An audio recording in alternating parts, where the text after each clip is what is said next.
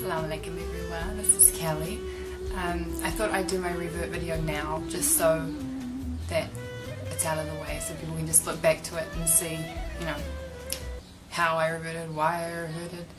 I'll start off by saying revert means convert. It's the same thing if anyone's confused. Revert means that you're going back to it, because in Islam everyone's born Muslim, they're born innocent, they're born pure. We're not born as a mistake, you know, we're not born with a sin, like Christians say. You know, everyone is born like a clean slate. So I say revert because I'm going back to that state, and that's all that it means. Okay, so I was raised Christian, as I said in my previous video. We went to church, we went to Sundays. I went to Sunday school, me and my brothers. I had a normal family life. I had a mum, a dad, 3 brothers, and things were pretty normal.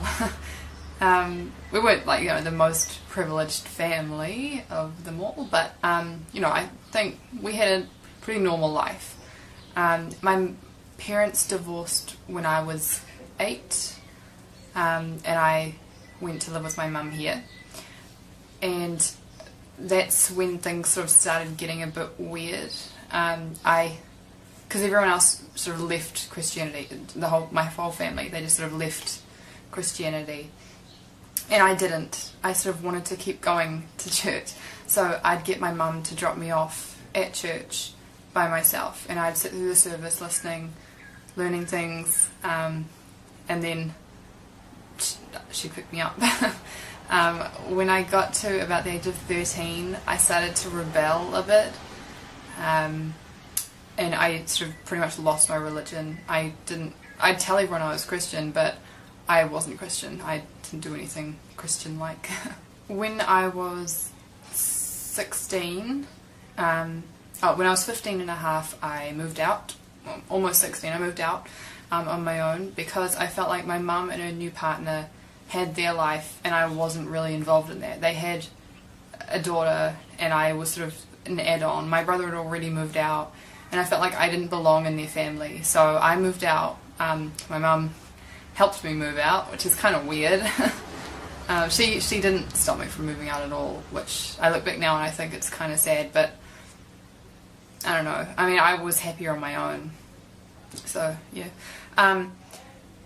I started modelling when I was 16, exactly 16.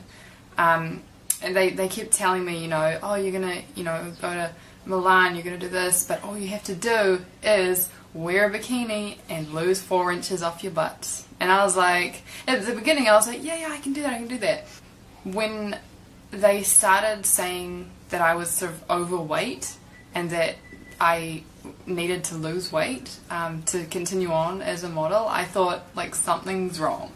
And I remember my last audition, or my last, you know, interview as a model. I remember going in there and there were about 20 other girls in there, and I just remember thinking, like, these girls have not eaten anything in a long time. Like, they are really skinny and they're going on about it, saying, you know, salads and, you know, you shouldn't eat there and you should eat this, and it's like, all I was thinking is I just ate Dunkin' Donuts and now I'm here. I was like, I do not belong here, I want to go home. And so obviously I didn't get that job because there were a whole lot of skinny minis around me, so I quit modelling.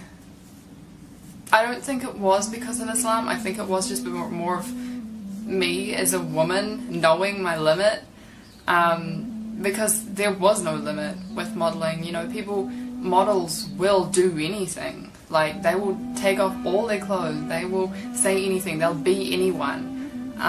They'll starve themselves just to look good, just to have that one photo shoot, you know. And I just thought, like, there's more to life than that.